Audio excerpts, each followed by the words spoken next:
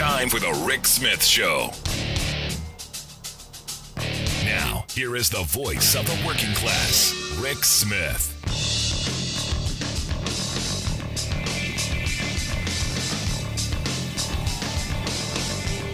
And welcome, brothers, sisters, working class heroes. This is the Rick Smith Show. Thanks so much for being here today on the big program. Lots to get to. Lots to talk about. Amazon. National Labor Relations Board this week said Amazon illegally fired 2 of its workers in Seattle for having the audacity to complain about working conditions, to point out the fact that they weren't being protected, the audacity to want to have a say on the job. Now, here's the thing, and this is why I come back to what I've been saying virtually all year now. We need major labor law reform in this country with real penalties and real accountability. We need the PRO Act to be passed, and Amazon right now is the poster child, taking over in a big way for Walmart. But right now, Amazon is the poster child of abuse. And look, you know, you have these cases where they have fired people. They've done this. In fact, we had a worker that they fired on not too long ago, Christian Smalls, in New York, who evidently they fired him illegally too. But again, you know, it's what we've been saying. It's, you know, slap on the wrist, don't do it again. Post a notice in the lunchroom. Oh, we're sorry. Even though they're not saying they're sorry. This is the great part of this. And there's no real penalties. And I've been saying this for a long time. You have the right to organize in this country, sort of. You have the right to be replaced. You have the right to be fired. You have the right to be harassed and intimidated. All of that stuff so that you have the ability to have the right to then possibly bargain for maybe a contract. This is the world we now live in, and which is why I keep coming back to the reality of we absolutely, without question, need major, comprehensive labor law reform. And I've said for years, just undo all of the horrible things that Republicans and corporate Democrats have allowed to happen over the last 70 years, and we will be better. We'll be okay. Give us the right to organize, to negotiate, and to strike. The original intent of the National Labor Relations Act. None of this long, drawn-out battles like we just saw at Amazon, and we're still waiting for the fight that's going on over who can vote, who can't vote. Oh, this one's no longer here, so that vote doesn't count. Oh, well, it's insane that it takes this long. Now, look, as people have said, Amazon, as I guess at this place in Alabama, has a year over 100% turnover, which is really incredible to me. When you and I sit here and I go 100% in a year. How is that possible? How is it possible that virtually every employee who starts at the beginning of the year is gone by the end? And you know, they tell me it's true because the working conditions are that bad. And you know, you talk to people, and we have. The wages aren't horrible. Look, the average employee there in Bessemer, Alabama makes $15.30 an hour. Not a great wage. And as I've said, you know, 30 years ago, working in a warehouse, you know, making close to that with health care, with retirement. It's the conditions, the horrible conditions under which the stories that we've heard of people, being, basically strapped to a device telling you haven't picked up a box in 7 seconds, go. They're constantly there, the constant surveillance, the constant pressure, the constant, raising of quotas, all of this stuff gives people the sense of, they need to have a voice. And I agree. So for me, looking at what's gone on over the last several months, front and center, Exhibit A, Your Honor, on why we need to have major comprehensive labor law reform. And right now, Joe Biden, and glad he listens to the show, fired Peter Robb on day one, which is what I was calling for, and then included the PRO Act in the infrastructure plan that he's rolled out. And good on you, Joe. This is important. This would give people the right to organize. It would protect your right to organize. It's that simple, which is in the name, the PRO Act, Protecting the Right to Organize Act. If you don't want to join in, you can vote no. But in this moment, just look at what's going on in Alabama, how hard it was to get to the vote. Months of captive audience meetings, months of harassment, of constantly being bombarded with anti-union material, even when you go to the bathroom. Having people wearing sandwich boards walking through the warehouse telling you how horrible the unions are. Paying people to be, hey, we love it here. How wonderful it is to work at Amazon. It's crazy. And it shouldn't be this difficult. And it wasn't. I think back to my grandparents' generation. They had the right. They collected the cards. You got 50% plus one. You began organizing. You began negotiating. If the company didn't sit down and negotiate, you went on strike. And they didn't dare try and replace everyone because the law wasn't on their side. Over all these years, they've been able to whittle that original intent of the National Labor Relations Act away. And what built the most prosperous working class in the history of civilization, the Wagner Act, the National Labor Relations Act, has just been destroyed. In 1947, you get Taft-Hartley over the Harry Truman veto that got rammed through.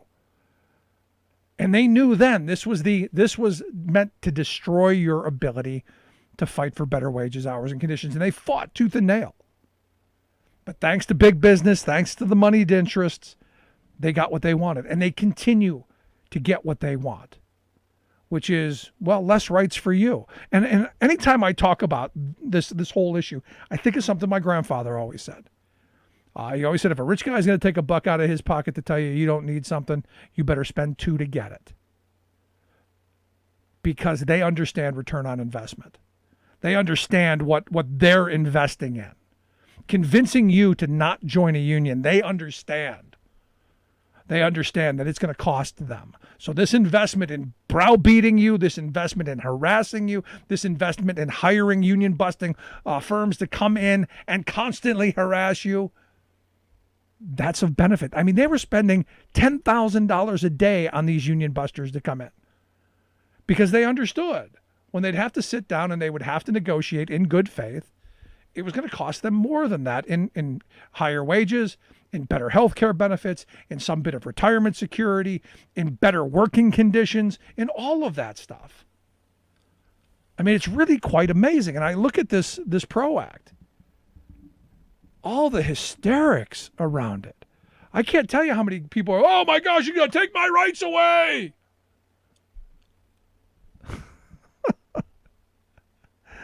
It's going to do no such thing.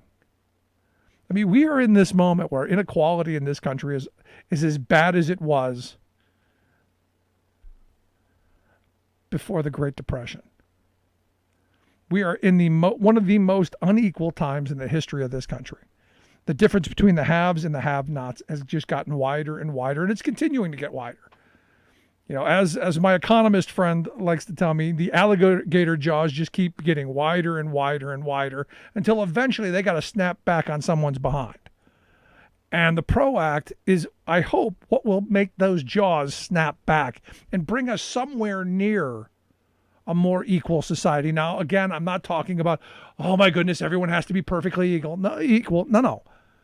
This idea that if you work hard, you play by the rules, you get ahead. We actually can live that, instead of just rhetoric that they throw at us.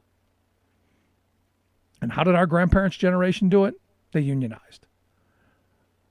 They engaged in collective bargaining because you had a government at the time that was pushing for collective bargaining rights. You had a National Labor Relations Board that was encouraging collective bargaining. And then you got Taft-Hartley, who come up with, out of whole cloth, developed this right to work state. You have the right to work. And look, who could be against the right to work? Who could possibly be against my right to work? Except the problem is there are no rights and there's no work. Dr. King was right. There's none of that. You have the right to work for less. You have the right to be exploited. You have the right to have no rights. but you don't really have a right to work. If right to work meant you had a right to a job, and a job that paid a reasonable wage with decent benefits, I'm there with you. But this ain't it. So we need major reform, and the PRO Act is going to do that. If we can get this through, the PRO Act will do that, because it's going to encourage workers to join and form unions, to exercise their right to organize and bargain in good faith. It's going to help get that first contract. Because look, once you win the election, that was the easy part.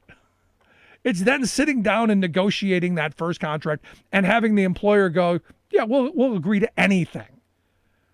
I've been a part of campaigns where you won the election, but the employer said flat out, I don't care if you won the election, we're never going to agree to anything. And there's no mechanism to say, well, there'll be something imposed. That was one of the things that the Employee Free Choice Act had in it that I agreed with. This does the same thing. It's going to give there a path to getting that first contract.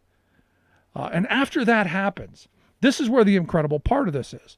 After you get that first contract and you begin to have a relationship, then that's when things get better. Because then the company goes, okay, well, we're not going to fight it anymore. We're going to work together and we're going to make the best company we can. Because look, every union member I know wants their company to be the most profitable it can possibly be. And why is that?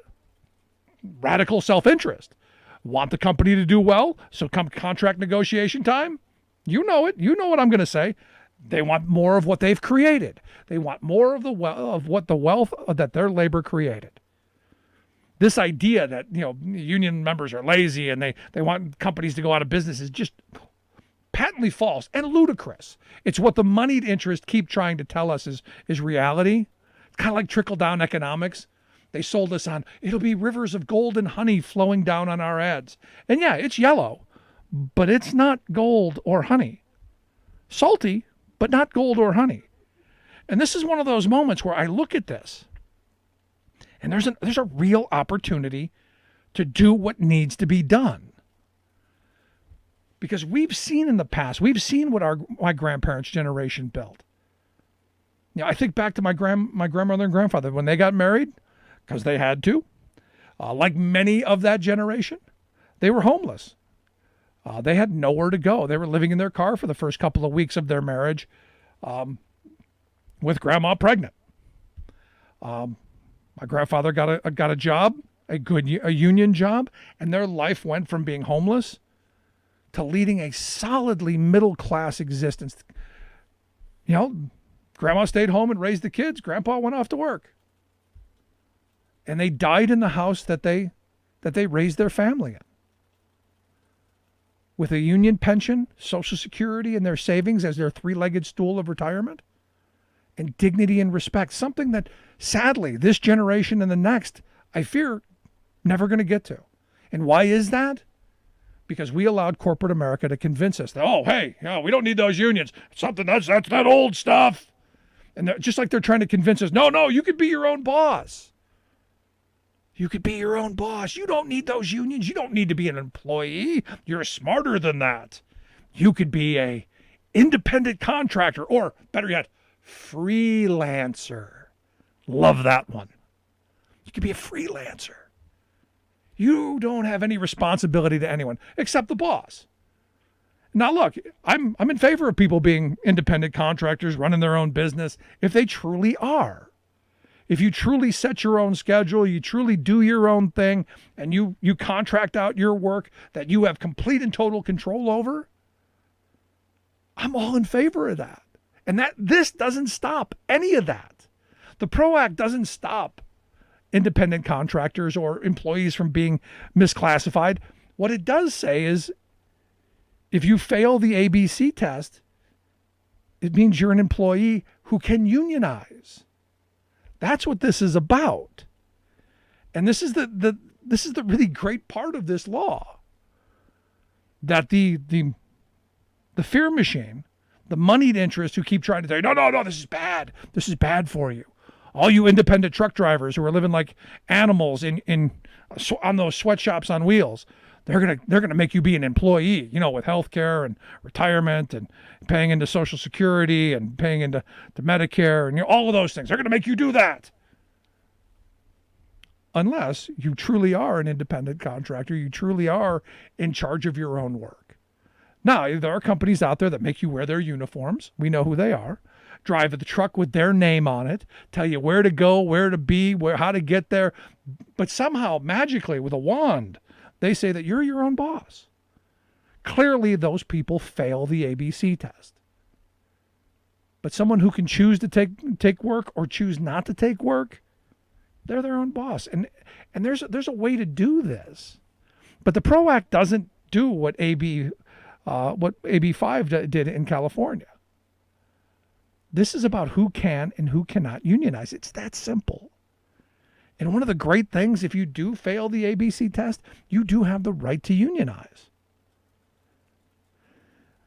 The other side of this, and this is one of those weird moments where you go, we have a lot of people who are quote unquote independent contractors who are union members because they do have control of their work. They have control of, do I take a job or don't? And I think of the IATSE people and the SAG-AFTRA people. People who work in theaters, people who are actors and actresses, those folks, those are all basically freelance workers, but they work under a contract. For me, the best possible place is everybody having union rights, everyone having bargaining rights, so that we raise conditions, we raise wages, we make sure that every working person in this country has the ability to make a decent wage with good health care, with retirement security, and conditions that don't rip everybody else down. Because the reason that corporate America has gone to this independent contractor freelancer model is because they can cheat the system. They can exploit workers. They can get more out of it. It costs them less. That's the reason. It's that simple.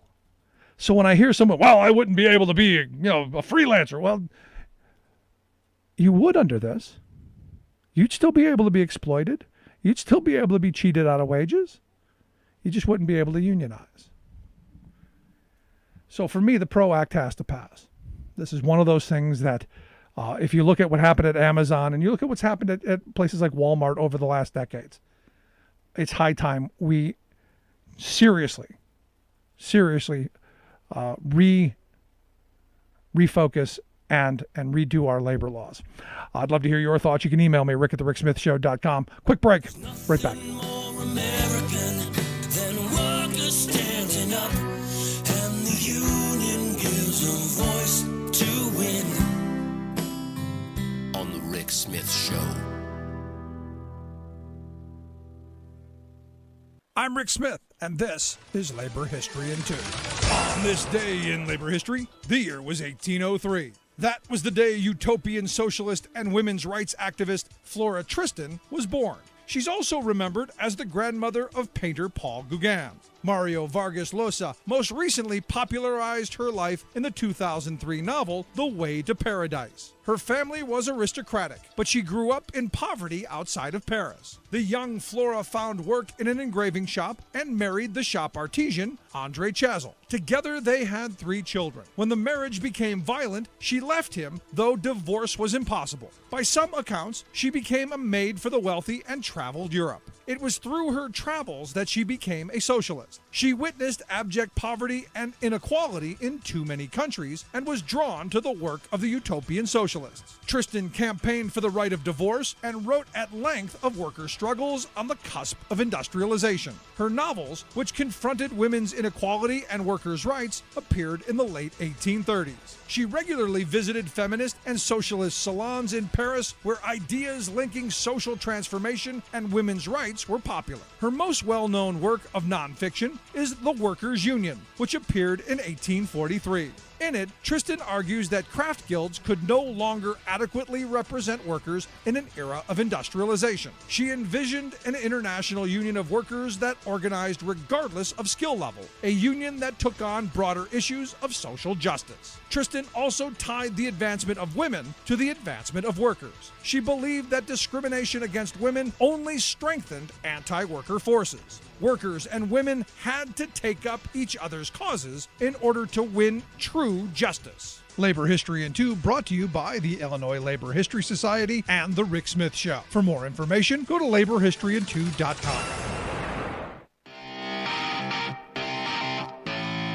Welcome back to the Rick Smith Show. Now, here is Rick Smith.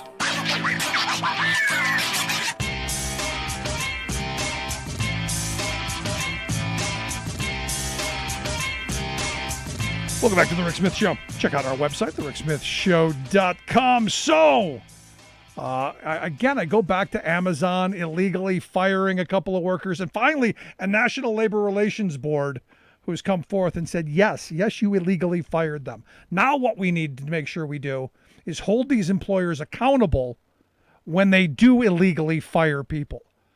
Put real consequences instead of just a slap on the wrist and say, oh, don't do it again. Post a notice and back pay minus whatever it is they earned. It's insane. It's crazy.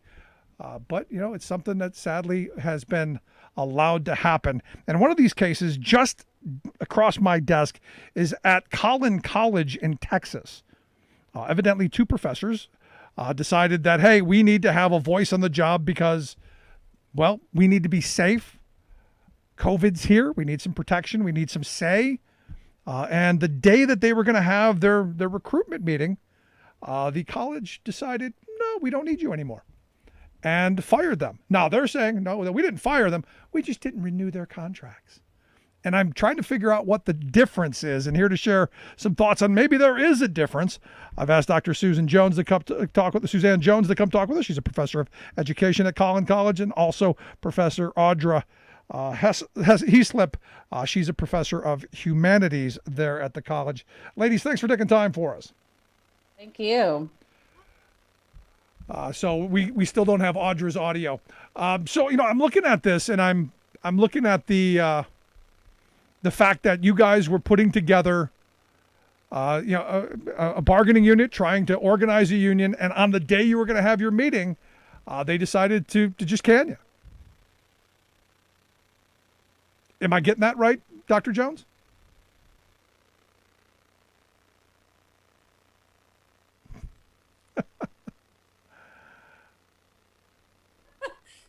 I don't know. So did I get you? Am I getting that right, Dr. Jones?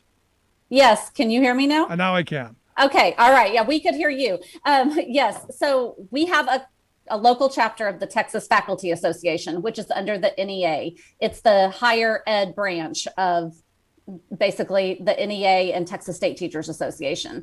And our local chapter had been organizing all fall. And the day that we had our first recruitment meeting, they called both of us in and terminated us. We had been at the college long enough that even though we don't have tenure at a community college, we still have, it's basically considered tenure. We have multi-year contracts that roll over, and we had already been approved for our multi-year contract by all of our dean, associate dean, provost, everybody. So it was a shock. So this has everything to do, in your opinion, with the fact that you were trying to form a union. Is that right? Yes, they named that in my termination. They said that I had Collin College listed on the Texas Faculty Association website, and that was not the appropriate use of college. That they thought that I was trying to act as a college representative for Texas Faculty Association, which no reasonable person believes that when something is on a website that you automatically speak for the college.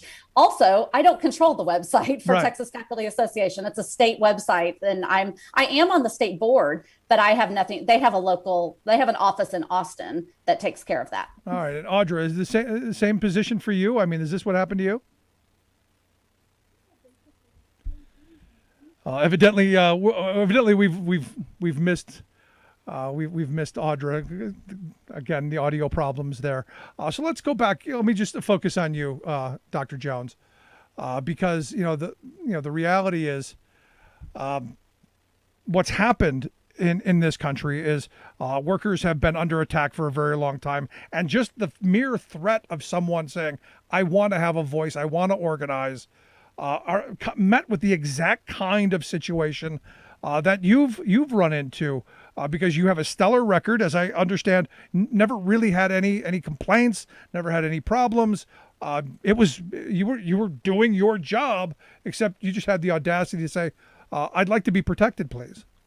Right. Both Audra and I have excellent appraisals and student evals. They couldn't find any reason there to let us go. So they chose challenging the reopening plan and the situation with the Texas Faculty Association website as my two reasons.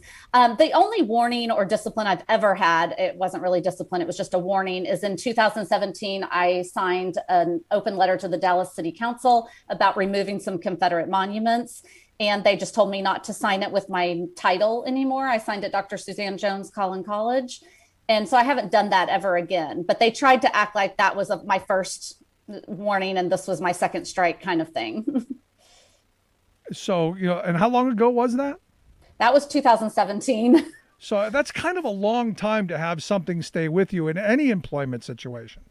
And there was nothing, there's nothing in my personnel records that even show that that was a problem. They actually went back and printed out the email thread from 2017. The day they found out about our Collin TFA chapter, the day we announced it to our faculty council at the college, they went back that day, printed it, scanned it. There's a timestamp on it, and they put it in my personnel file that day. So let me ask you, what made you say, we need union protection? What made you, in a right to work state like Texas, what made you go, hey, the union can help me? Well, I'm an education professor and I've been involved with TSTA my whole life, adult life. And so I've been on the state board, and I just had told my colleagues about TFA. And when we were in the middle of the reopening plan and faculty had no input in the reopening, several people decided to join, and suddenly we had enough to form a local chapter. And so we did it in the midst of the college reopening. That necessarily that wasn't what we were focusing on. In fact, the only thing we had done at that point when Audra and I were non-renewed is we had started a student scholarship. Besides that, we really hadn't done anything else at that point. We were trying to grow the chapter, and then we were going to advocate for issues that faculty cared about. No. As I understand, I've read a couple of stories that I found just each one more shocking than the next. The college actually told you guys, the professors, the staff, that they couldn't mandate people wear masks in the classroom. Is that accurate? Yes, that was in the summer when we first started talking about coming back in July, because summer school was going to come back face-to-face in July. And Governor Abbott had not put in effect a mask mandate at that time. So Audra was the one who wrote a white paper that circulated the college, and a third of our full-time faculty signed the white paper. And so by the time that we advocated for masks along with faculty input on other things, and by the time we passed it through our faculty council, Governor Abbott had put in effect a mask mandate. So I can't necessarily say that we pushed for that and got it, but it definitely wasn't happening at the beginning. But this is one of those things where, you go, shouldn't you have the control of your classroom to mandate what you need within your classroom? Especially because I was reading another story where a colleague, an older colleague, came back out of retirement to teach home health care aides, contracted COVID and ended up dying. And you go, this is one of those moments where you go, as a worker, and I don't care what you do, you have a colleague who dies from a disease. You're kind of thinking about, how do I protect myself? Right. Absolutely. And that's why we wanted input. And it wasn't, the president is trying to make it out to be like we were asking for all classes to go online. And that wasn't it at all. The idea was that if your class could go online easily, that you might be allowed to do that, or maybe given a choice in some way. But the classes that couldn't go online could certainly be in person, and that would make everybody safer. But yes, we definitely were concerned about all kinds of issues. But pedagogically, we should be consulted in how to teach our classes effectively. It's an interesting word for those of us who aren't way up there in the doctoral portion of the world. Explain that word. That's just basically the way we structure our teaching environment. Right. And look, you should have control over your workspace. And that's something that I say for all working people. You should have some measure of control, especially when you're talking about safety on the job. Now, what I find interesting is the timing. On the day that you guys are having this recruitment, that's the day they said, we're gonna roll this out. And I find it interesting that we didn't fire you, Dr. Jones. We just decided we're not going to talk to you again. We're not going to renew your contract, which is a nice way of saying you're fired, isn't it? Mm-hmm. Right. Yeah. Audra said in slow motion over 4 months. It's been a nightmare ever since. And you can non-renew somebody for any reason in Texas, but not an illegal reason. So if our reasons have to do with speaking out about public health safety measures or organizing efforts, then those are illegal reasons because they are protected rights. And that is why this is such a huge issue. Across the country, people have reached out to us to say we're worried about the precedent that this sets. No, I mean, it sets a huge precedent because, ultimately you're an at-will employee is what they're saying. And contracts, don't really matter. You're an at-will employee. When we're done with you, to the curb. And again, the whole idea of joining and forming a union is to end that at-will kind of scenario, and where you can only be fired for just cause. I look at educators are supposed to have some academic freedom to be able to push the boundaries, to be able to do things that are going to educate the young people into doing things that are going to make their lives better. And I think, a union is one of those things that every person should learn about. So the lesson that you're teaching, I think, is huge, but you're paying a penalty for it. So let me ask you this, because you're in this moment, where do you see this going? Well, we're in the middle of a grievance process right now, and we're asking to be reinstated. If we were to get reinstated, it would go a long way in healing some of the division between faculty and administration at our college. And so we're hoping for that. If that does not pan out, then we'll have to explore other options. But we feel adamantly about our case and how our right to organize. And I am the advisor for the Student TSTA Association. So we have students on campus that are part of the same umbrella. And that was never a problem. It was only a problem once we started organizing. But those students have been showing up at board meetings and giving public statements and asking how they can be a part of a teaching organization when they watch their teacher be fired for that. So this is having an impact on the students. All the faculty are scared silent. Well, many of the faculty, I should say, are scared silent. And so it's a pretty scary environment. And this is the reason that companies like Amazon do this, where they choose the most vocal people and they fire them in a very public way to send a message to everyone else. And it's a chilling effect across the workspace. And I find it interesting that the guy who leads your college use the word Amazonification, which is a new word. It's kind of, hey, he created something, the Amazonification of higher education, which is basically higher education is just like a commodity you can buy online. And it doesn't really mean much. And to me, this is the problem with higher ed as a whole. It's no longer about creating, good, solid thinking, civic-minded human beings. It's about just keeping people in class, whether you can read, write, do the work or not. It's about just getting the tuition and keeping that machine rolling instead of educating. Right. And if you have faculty that are censoring themselves in class and can't speak freely and teach freely, that's just not what we think of as higher education.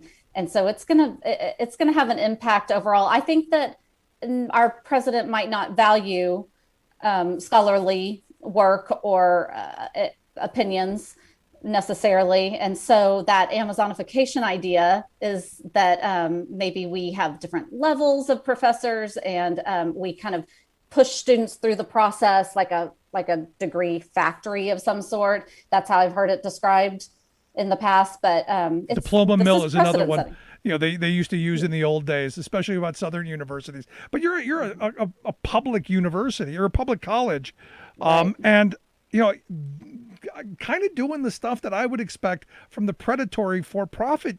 Those ones we all know the names, who take a lot of GI money, take a lot of student loan money, but don't really do a really good job of educating people.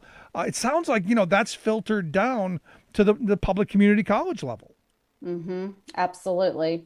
And now faculty, aren't coming forward. They don't want to join. They don't want to speak up. We've endorsed some board candidates for our May 1st election, and faculty have literally asked how they can donate money to the candidates without it being tracked, because they are afraid they will get fired for donating to candidates that are. Of forming a union is concerted protected activity, and there's no way you should be fired for that.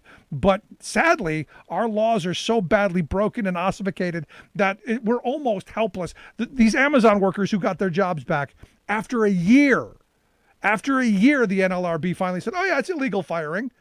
Right. After a year. Right. And my gosh, I wish we were able to be under the NLRB as well. But we don't have many protections, especially in Texas. And especially in Texas, a right to work state, and in an industry, education that is a public sector industry, where we have national right to work, or as I put it, national no rights at work. Because sadly, it sounds like you don't have any rights at all. So let me ask you, what are you hoping for? How can we help? What's the message going forward for you guys? We had a big letter writing campaign to the board at one point, but now we are on their radar. I think at this point, just sharing media, sharing stories, because that puts a little pressure on the board to react to the negative talk out there about our college. So the more we can circulate, that might pressure the board to act on our case. That's all we want them to do. I had never spoken to the media prior to being terminated. So I think that's important to note as well. I'm sure that they would like to make us out to be troublemakers in some way, but we really, we're always following the rules. For 20 years, I've been there following the rules. And I really think that's the only thing at this point we can do. Our contracts are up in a month. So we're hoping, praying that the board will step in and overturn the president's decision. The grievance process, I guess, could go our way. We don't know what to think about that. So we're still waiting on that ruling as well. Well, I hope when as this continues down the road, I hope you guys will come back and share some of what's going on and keep us up to date on what's going on. Because this is sadly, you're not unique. This happens all over the country to too many workers. And this is why we need, as I've been saying, comprehensive major labor law reform in this country. But Dr. Jones, I appreciate you taking some time for us. Thank you so much. Good stuff. Let's take a quick break. Right back. Stick around. You're listening to The Rick Smith Show. Remembering that united we bargain, divided we beg. Rick Smith.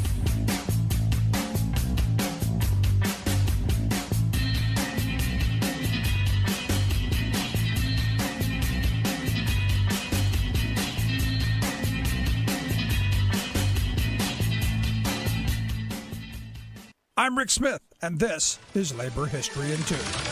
On this day in labor history, the year was 1947. And if you tried to make a telephone call that day, you would have been out of luck. During that time, telephone calls were connected by operators. 95% of the operators were women. The National Federation of Telephone Workers called for a strike against AT&T. The strike was one of the largest work actions by a majority female workforce in U.S. history. More than 300,000 women took off their headsets and walked off the job. Telephone service disruptions were widespread. According to the New York Times, the demands of the workers included a $12 per week raise. The union wanted to negotiate a nationwide wage scale. The workers also wanted a guaranteed pension minimum and more vacation time. The slogan for the strike was, "The voice with a smile is gone for a while." A while turned out to be a month. As the strike wore on, newspapers decried interruptions to the telephone service. The day after the strike began, the New York Times editorial wondered, quote, whether essential public services should be subject to interruption by work stoppages growing out of labor disputes. In the end, the union did not win a national wage scale, and the wages continued to be settled at the local level. The next year, the National Federation of Telephone Workers had reorganized to form the Communication Workers of America as part of the CIO. Although the strike was largely not successful, it showed the potential power of women in the workforce. Operator, but could you help me place this call? 'Cause I can't read the number that you just gave me. Labor History in 2 brought to you by the Illinois Labor History Society and The Rick Smith Show. For more information, go to laborhistoryin2.com.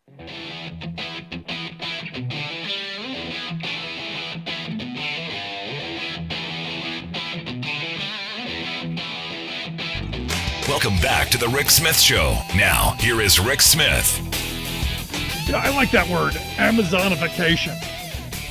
I mean, sadly, there are some in higher education and in K through 12, to be honest, that see education as a commodity, something that we can just buy off the shelf, something we could pre-package, and it'd be wonderful. Just like on Amazon, we could shop around for the cheapest ones and all of that stuff.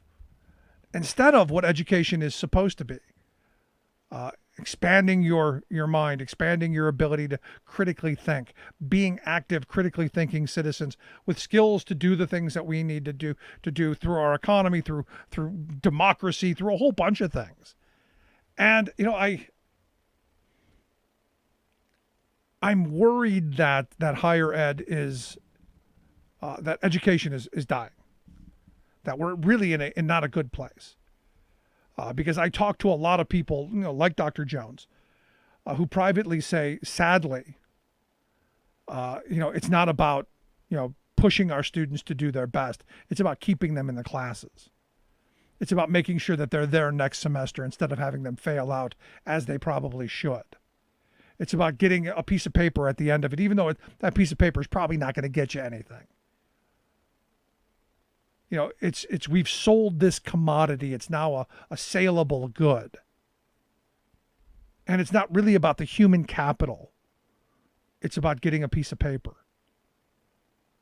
And that's dangerous.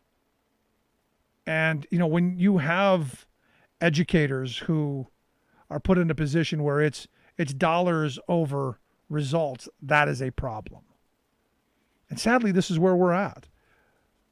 You've got bean counters now running education institutions, just like you have bean counters running hospitals. Business people have destroyed our institutions so that they can profit from it. And this is where we are. And then they want to tell us, well, it's good for the country to have more people with college degrees. And I firmly believe that. Degrees that are well earned. It's a crazy time. And heaven forbid someone say that, we should have some say in the curriculum. We should have some say in what happens in the classroom. We should have some say in what happens in our working conditions, only to then be set aside. And look, I've heard these stories for years now, especially with adjunct professors, because we've destroyed higher education. It used to be you had to work hard to stay in school. And the idea was when you graduated, you did something. It's sadly going in the wrong direction. And what we end up with is situations where we're basically going to fall for anything. And I was reading this national this National Review article, which caught my attention. The author is making the argument that we should have fewer voters. A lot on the left say we need more people to vote. We may need to make access easier, of which I agree. I think we should make access to voting easier, access to information easier. We should, if you're going to have a democracy or something of a functional democracy, even a representative, constitutionally limited representative democracy like ours, The citizens, the governed, should feel that the consent comes from them. Now this guy's making the argument that, well, we need our better voters. And I love the frame. We need better voters. Who decides who's a better voter? Because in my view, if you watch Fox News or OAN or Newsmax or any of those cranky right-wing media outlets that are so often wrong and really, in my view, just kind of propaganda networks, which is why I don't consume them often. I don't think you should be able to vote because studies have shown Fox viewers are not stupid. They're just over misinformed. As Ronald Reagan had said, there's just so much that they know that isn't so.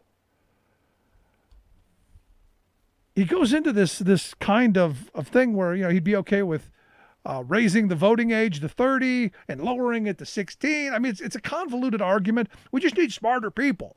We're okay with disenfranchising felons, but we might be able to reinstate them, on a case-by-case basis. And then he goes into making some bizarre arguments about voter ID. We should, it's not too far to ask everyone to have a government ID. Now, remember, these are the same people who, are anti-government. Government can't do anything. But you're going to want to be carrying around a government ID. I mean, their arguments are just so bizarre. These are the people who believe in less intrusive government, unless, of course, it means slapping you with an ID so that you can vote. Now, to get on an airplane or do other things that aren't a constitutional fundamental right, that they'll fight against. And I've heard people make this argument in the past. We need more educated voters. And this is where our media comes into play. This is where, the media outlets that we give the airwaves to, who tell us that their news, fair and balanced, actually has to have some bit of fairness and some bit of balance. The more I look at this, the more perfect example. All of the right-wing media screaming and complaining and carrying on about how there was all this voter fraud and how all of this stuff, these shenanigans were going on. They reported verbatim what Rudy Giuliani and Sidney Powell and the rest of the carnival of crazy of Trump's campaign were out there spewing. Yet, again, I only look at not what they said in public, but what they said in court. What they said in court was nothing, because they understand perjury. At least they understand that. There are no verifiable cases of the kind of fraud that they want every one of us to believe. Someone sent me a video the other day and said, see, look, California, they were collecting ballots the day after the state was called. And I go, yeah, they were, much like they were probably didn't count all the military ballots in any state. What's your point? Well, they didn't count all the votes. Yeah, but here's what they do, and this is how they call the state as quickly as they do. They look at the trend, they look at the vote total that they have at the moment, and they predict that it's going to continue. They will eventually count all the ballots. And then when they certify it, all the ballots will have been counted. But the night they call it, California, you didn't even have to close the polls to call California, because that's how the vote goes. But they were hell bent on, there were a couple million ballots in that one box. And we're led to these places where common sense and reason don't seem to play very, very prominently in the arguments of the right or of the media structure. Look, I don't want voter fraud. Oddly enough, I'm in favor of convicting people who commit voter fraud, which, interestingly enough, the people that they have caught were Republicans. The guy, in the eastern part of Pennsylvania who, voted for his kid because he said the kid was going to vote for the wrong person. Wasn't going to vote for Trump, so he voted for the kid for Trump. The person who, I guess it was the last election, I think it was Iowa, where she voted twice because she didn't believe that they would count her first vote, so she wanted to make sure she got another one. those people should be absolutely tried, convicted. But the kind of mass scale that they're talking about is ludicrous. And I would be the first one to come out and say, look, if you find me legitimate voter fraud, let's go get it. Let's take it on. But we haven't. And that's a problem. Now, at the end of this, for me, I want all voters to be better voters. I want all voters to be critical thinking voters, educated on issues. We used to be, in my lifetime, I remember having honest political discussions with people that I didn't agree with. I had a lot of people I knew that I didn't agree with. And we would have a conversation and we would have a back and forth and we would hash out things. We're not in that moment anymore. It used to be a time where Republicans, I had a lot of Republican friends who thought workers should have the right to organize, who would be appalled at the treatment of my last guest. The fact that she was attempting to organize, attempting through, in a right to work state, to bring in an association of people volunteering to be part of that group, they would be appalled by it. And they would be making calls and they would be outraged. Now it seems like, wow, those unions only protect Democrats. And that's not true. The sad reality is, in my lifetime, I remember there being pro-labor Republicans. I remember there being moments where political ideology didn't clash with a worker's ability to join and form unions, to fight for better wages, hours, conditions, to have a say on the job.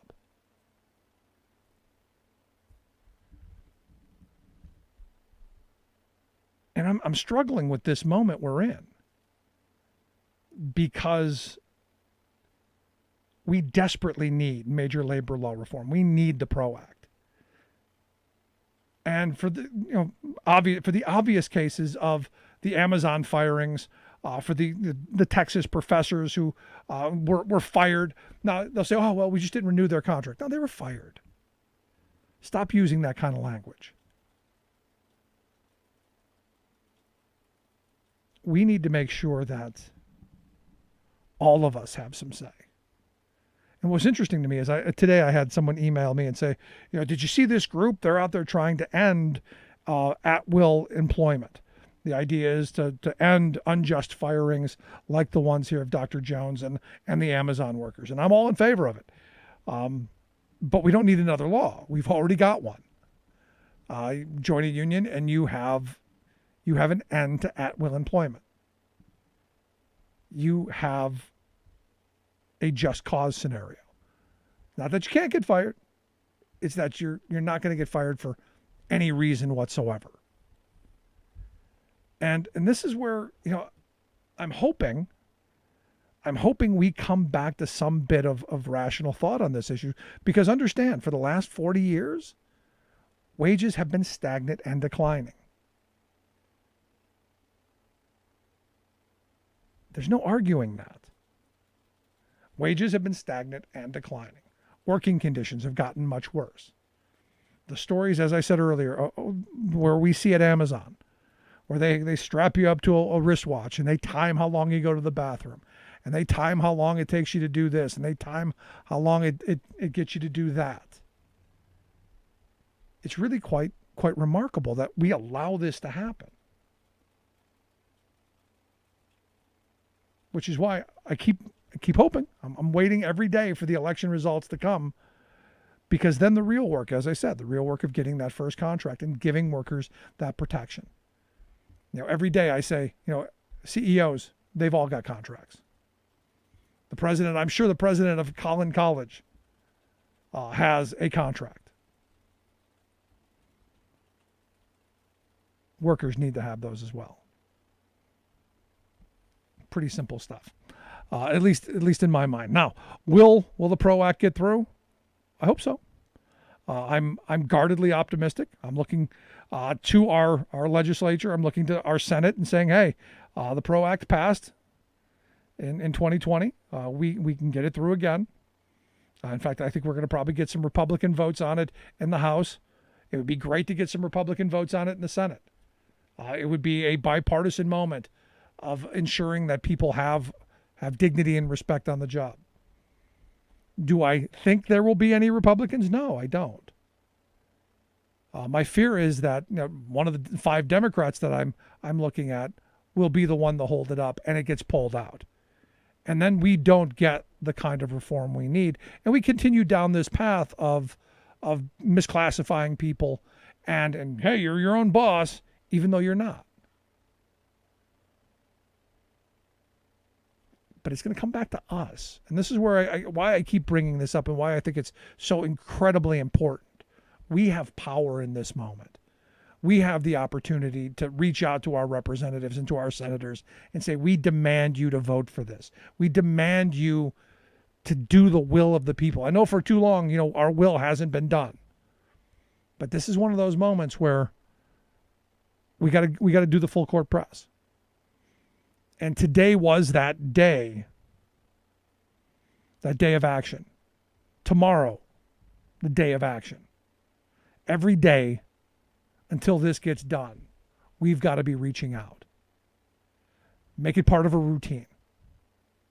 Call early, call often, write letters, and don't let the naysayers, don't let the moneyed folks convince you that this is a bad idea, because it's not. The only argument that the anti-PRO Act people have is that it's going to take someone's right to be exploited away.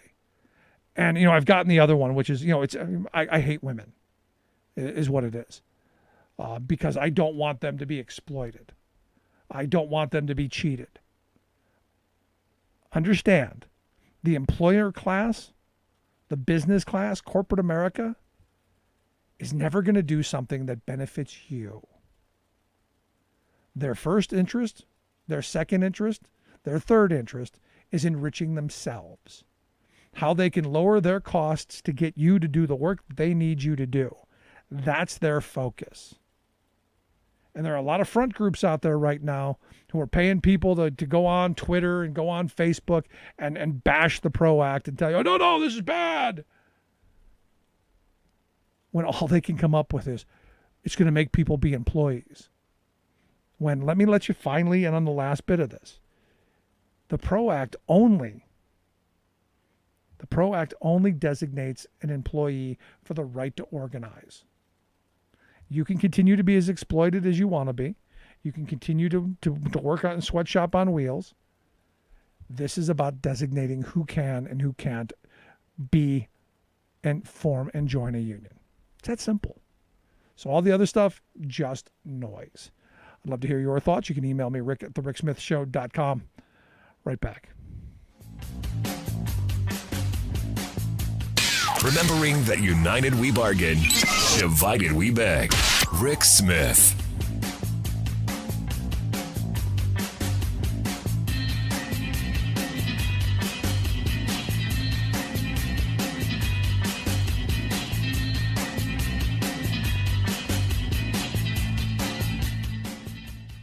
I'm Rick Smith, and this is Labor History in 2.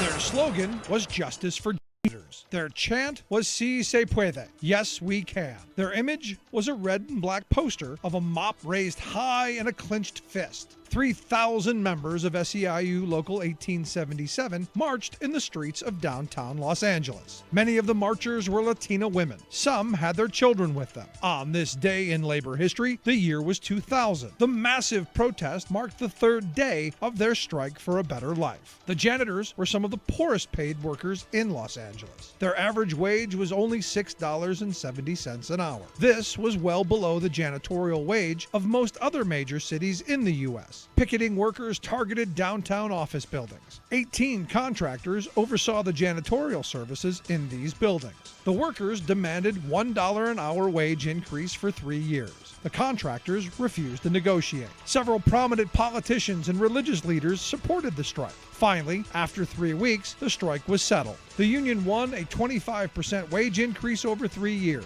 Although it was a sizable victory, it fell short of the hoped goal for $3 an hour. Jose Chayas, a shop steward and member of the negotiating committee, explained, "Even as united as we were, every nickel was difficult." The fight in Los Angeles was just one battle in the long Justice for Janitors struggle. Since 1985, SEIU has been working on the janitors campaign, which includes nearly 250,000 workers.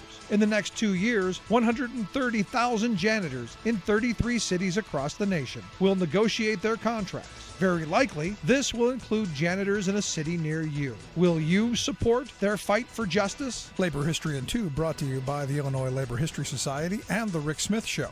For more information, go to laborhistoryin2.com, like us on Facebook, and follow us on the Twitters at Labor History in 2. The past year proves that a lot of conventional economic wisdom is neither true nor wise. For example, we don't have the money. The power elites tell us it would be nice to do the big-ticket reforms America needs, but the money just isn't there. Then a pandemic slammed into America, and suddenly trillions of dollars gushed out of Washington for everything from subsidizing meat packers to developing vaccines, revealing that the money is there. We can't increase the federal debt. Yet, Trump and the Republican Congress didn't hesitate to shove the national debt through the roof in 2017 to let a few corporations and billionaires pocket a $1 trillion tax giveaway. So, if those drunken spenders can use federal borrowing to make the likes of Amazon and Zuckerberg richer, we can borrow funds for such productive national needs as infrastructure investment and quality education for all. The rich are the makers who contribute the most to society. This silly myth quickly melted right in front of us as soon as Senor Coronavirus arrived, making plain that the most valuable people are nurses, grocery clerks, teachers, postal employees, and millions of other mostly low-wage people. So let's capitalize on the moment to demand policies that reward these grassroots makers instead of Wall Street's billionaire takers. Tax cuts drive economic growth for all. They always claim that freeing corporations from the burden of taxes will encourage CEOs to invest in worker productivity, and voila, wages will miraculously rise.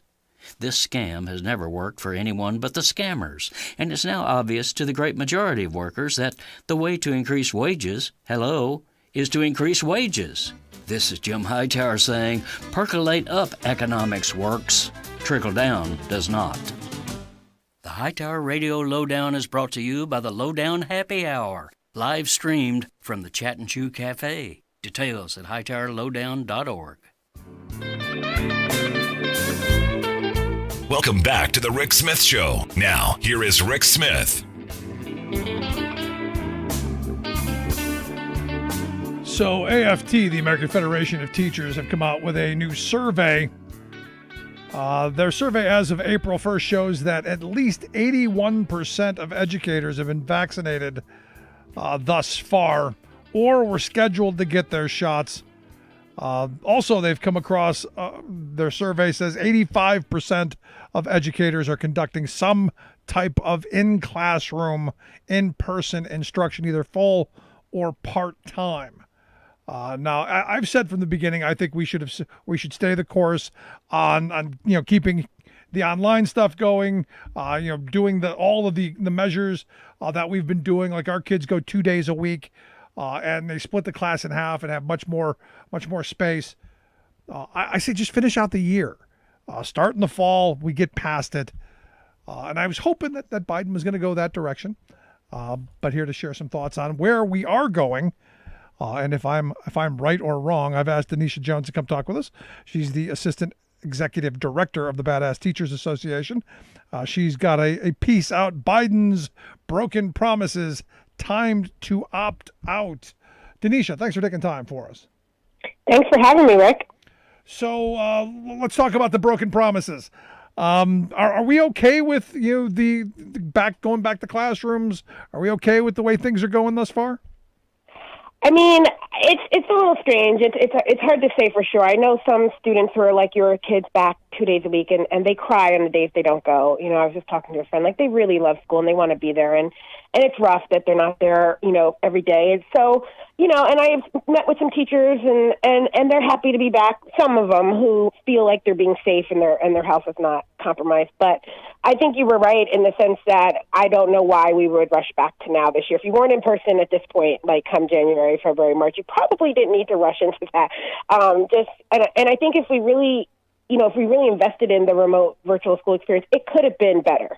But there was just this push by a lot of more, parents with a lot more pull, a lot more social capital who just wanted their life back. They didn't want the kids home with them. They felt it wasn't good, and they kind of used their clout to kind of steer the conversation. When we actually look at the numbers, a lot of Black and Latino families, they're not going back. They don't trust the schools. They don't think the schools are safe, and they're keeping their kids at home. So I agree. It doesn't seem smart to rush in and say we're going to reopen schools as we see numbers still surging in this country with, COVID-related cases. I mean, some of the numbers that I've seen, now we're looking at younger people getting, especially with the variant coming around, the concern is that the younger people are going to be the ones spreading it even more because we are pushing them back into this environment.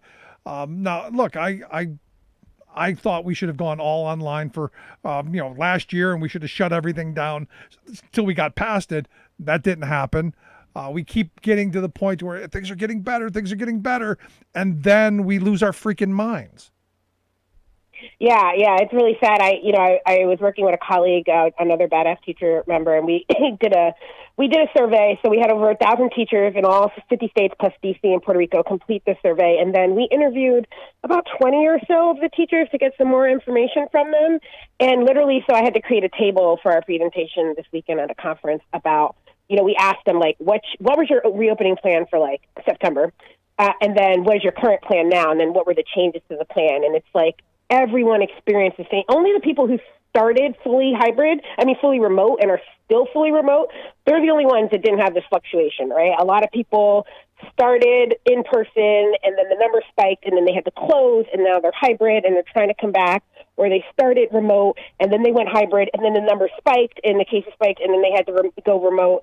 And so there was all this back and forth, and that was a lot of the stress, right, for teachers, because it was a lot to have to go, like, to come to school and then have to go shut everything down. I mean, I kept telling parents, you don't want that. I know it's hard with your kids at home, but you'd rather keep them at home and keep that the routine and get used to it than this yo-yoing back and forth that we've seen in almost every school district who has attempted to open since September. They have had at some point to close down. Of course, there's some that probably didn't close down in certain states where they are not tracking the cases in the schools and they're just telling everybody it's okay, you can come to school, don't wear a mask, don't social distance.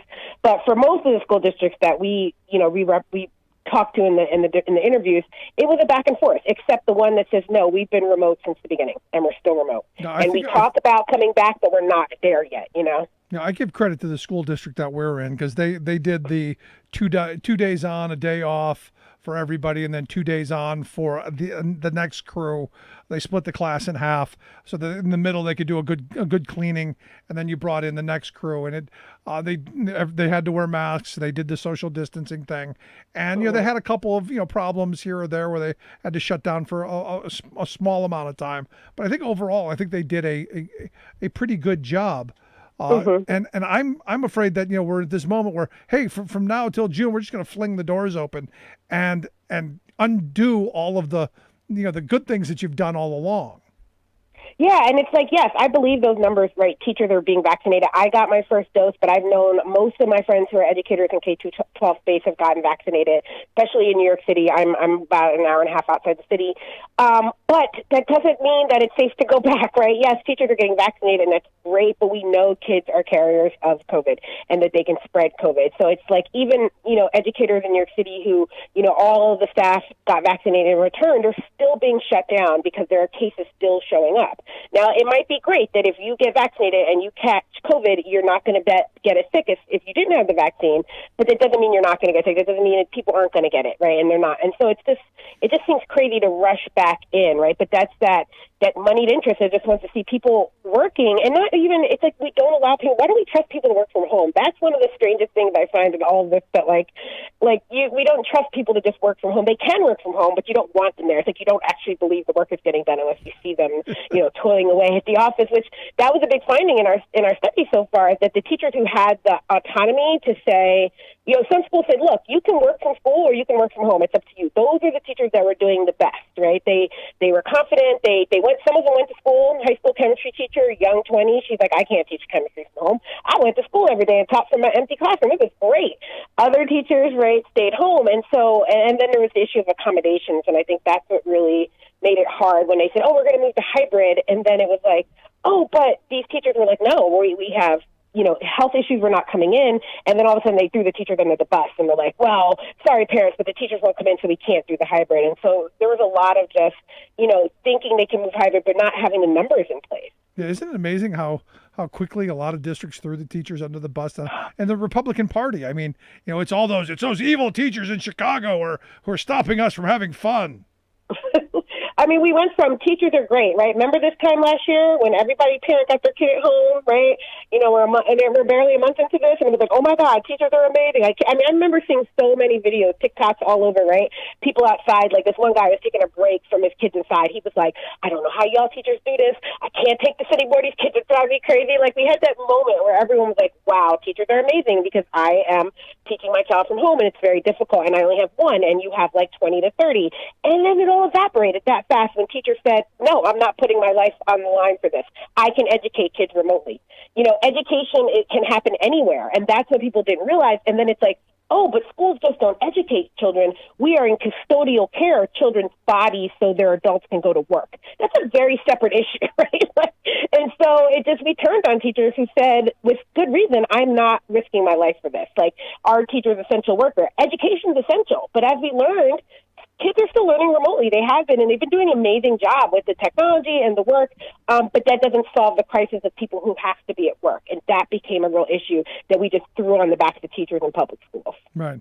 Now, this push to reopen now at the end of the year, this push to push everybody back in the classroom, how much of this is a push to, as you've said, get kids back in the classroom so parents can go off to work and return to some bit of normalcy? And how much of this is we got to get those damn standardized tests in before the end of the year so that we can continue that farce?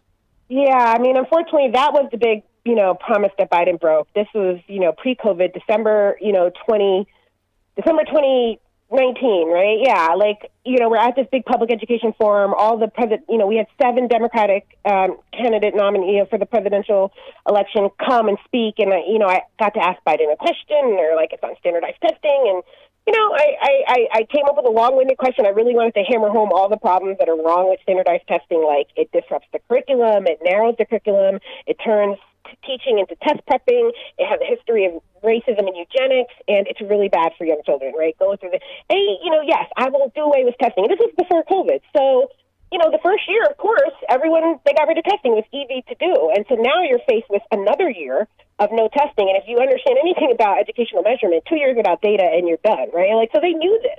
And then the pressure comes on, no, we need to get the kids back and we got to get the testing done. And it was just really disappointing. And I think that's the big push to reopen schools. I mean, when Biden got elected, he said in his first 100 days he wanted schools reopened. And I believe he was feeling the pressure from the testing companies. Now, are there some teachers who say, yes, I have a student interviewing teachers, and some of them said, yeah, I think the testing's okay. We want to know where the students are. Sure, there's a few teachers who think that, but most people are like, we don't need the tests, right? We didn't need them before, and we don't need them now. And I have a colleague in Florida in Miami-Dade County saying how a parent thought the tests were so important that she sent her son to school to take it when he wasn't feeling well. Turns out he was COVID positive and infected everyone in the room, right? And it's those crazy things. Like, now more than ever, why would you send kids to school to take a test when we can barely have schools open and keep this virus out? And so, yeah, it's very disappointing, but I think it goes hand in hand. Reopen schools, get kids back in the building, and give them the meaningless tests that you said you weren't going to do anymore. Yeah. Now, personally, I'm a big fan of testing. I went to Catholic school as a kid, and every Friday we had a test. Every Monday we got the results, so that we figured out what we knew or what we didn't know. That was the gig. But our three kids, we have opted out of the standardized tests because I don't see the use in taking one of these big tests in March or April and not getting the results until October or November. Doesn't seem to make a lot of sense to me. And I've explained to my kids this. I'm a big fan of testing. I want you tested early. I want you tested often. But it's got to be diagnostic. It's got to be helping you to figure out what you know, what you don't know, and what you need to work on. These tests don't do that. And I don't even actually at this point know why we do the standardized tests anymore. Yeah, I mean, they really don't. Assessment is a part of teaching and learning, right? So the test you're talking about that you took in Catholic school, the test that my teachers gave me, the assessments I give my students now at the university, right? They are a part of the teaching and learning cycle. You have to know what students know so you can know where you're going and what you've covered. But standardized testing is just one form of assessment, and it's just really been truly abused. And I think it's because, the people who make the most money off the testing, they spend a lot of money to lobby for more tests, right? We saw No Child Left Behind came in, and that law ushered in, mandatory testing for 3rd to 8th grade. I'm sure if we digged around and we found out who funded that bill, it would be the companies that benefit from testing, right? Because they're the only people calling for more and more testing. Every president except maybe for Trump. So Obama said testing was bad, right? They say the testing is not good, but they don't do anything to stop it, right? They still, and then they enact policies that make it worse. Race to the top encourage more testing, right? No Child Left Behind encourage testing. ESSA says you can opt out, but it doesn't do away with the yearly testing mandate requirements, right? And even if you thought some standardized testing is good, we've got NAEP scores. They're given to a random sample of students. They're not given every year. Why don't we just use those tests? Why do we need Common Core tests and all these other things that really disrupt the teaching and learning that's supposed to be happening? So yeah, it's definitely, I think, more to do about the people who make the money from the test. It's all about the money. Now I remember, now we're going back into the late 70s. I remember taking a standardized test. I think it was 1 or 2 years we did the, and it was a couple of years apart. It was the Iowa Test of Basic Skills, and it wasn't something that they hammered on us. It was just kind of like sprung on. Go, we're going to take these tests to find out what you know. The teachers weren't crazy. We didn't have big weeks to pump everyone up. They didn't try and cram. Oh, this is going to be on the test. It was, hey, let's find out. They were assessment tests. I'm in favor of that stuff. This kind of, I don't know. I mean, the first couple of years I saw the kids, around them, being, just kind of freaking out. And I'm going, this isn't what education's supposed to be to me. No, and those tests were not high stakes, right? Like, I remember asking my teacher, like, oh, am I being graded? She's like, just do your best, honey, right? Like, she wasn't worried about it. She wasn't worried that she might lose her job or the school that would be labeled, not meeting adequate yearly progress. They weren't going to hold me back from getting my high school diploma. They were just diagnostic assessments tests, and they were just used. And then the paper came back, and I remember being like, how do I explain this to my mom? Because she's an immigrant, and she's not going to understand. And they were like, tell her you're doing as well as 95% of the other students, right? Like, I was like, okay, 95 sounds good. She'll like that, right? And it was very simple. And then it changed, right? It completely changed. And I think part of it is that they wanted us to take the test more seriously. And so they added all of these carrots and sticks, right? Like, oh, if you don't take this test, I mean, we have, states that it's going down, but there's still a handful of states that require them to graduate high school. You can go through your whole K through 12 education, and if you don't pass one single test, you don't get a diploma. That's still happening. We even see retention tests, right? Third graders in Florida, right? There are parents suing because they opted their kids out, and the state will said, if you don't pass the third grade test, you don't get promoted, right? I mean, that's insane, right? To think that a test could have that much weight on somebody's life. Yes, there are times when testing is very much a part of, like, going to college, even though a lot of colleges are doing away with the SAT. I had to take, the bar exam to get, license as a lawyer, right? There are times, but that it shouldn't be in your K through 12 time, right? You don't need those years when you're trying to learn and develop critical thinking to be so worried about how you're going to do on one test. Yeah, I mean, it's crazy. I mean, to get out of kindergarten, you need to pass this standardized test. Well, when I went to kindergarten, as long as you didn't wet your pants and you could stay awake and tie your shoes, you moved on. Yeah, those were the days. And it's very harmful because, when I see the students, they come to college, right? I remember teaching a freshman writing class, and I was just like, wow, these students really don't Like they're like, well, what are we supposed to be doing? I'm like, you're supposed to read the material and we're going to have a discussion. They're like, well, is there going to be like questions or is there a written part? Like they couldn't operate without a test, without some type of like, everything they did for the past few years was preparing them to answer multiple choice questions. Yeah, where's the and bubble? That's not what you do in college. Yeah. And so I was like, guys, we're just going to talk about the readings. And so I really had to make it more concrete and tangible, like they weren't okay for like a lecture, right? A discussion, because that's not what. So this whole idea that they're being prepared for college and career to take all these tests, I don't know many college professors who find this very helpful, right? They actually think it's a detriment because they want students who can think critically and have discussions and make points and not write very formalistic in that, 5-paragraph essay, and that's all they can do is like parrot what they've heard back to them with those close reading skills, right?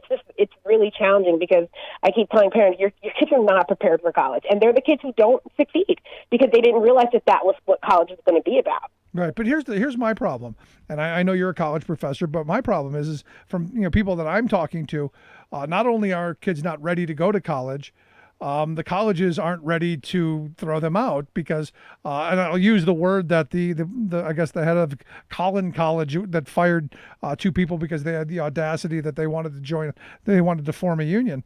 The Amazonification of education, that, he's thrilled about it. He's thrilled that, we're Amazoning the education system where it's really all about the money.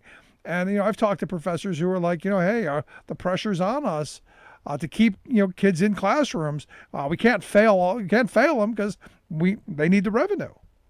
Well, it's interesting in colleges, right? And I must say, I'm at Sarah Lawrence College, and we are very different. And people come for our university because it's very different, progressive, rigorous academic, small class sizes, really engaging, not the type of colleges that most people go to. But like at my previous college, what I tried to do with that freshman writing class, right? We talked about how I had this statement. A principal had posted something about 5th graders asking him, like, well, they can't really fail us, can they? And so they talked about that in high school. And so I asked them if this was true from their experience, and they were like, yeah, no, we never got failed. You couldn't get below a 50 in high school. And I said, all right, so you're freshmen here in college. What do you think's going to happen here if you don't pass this class?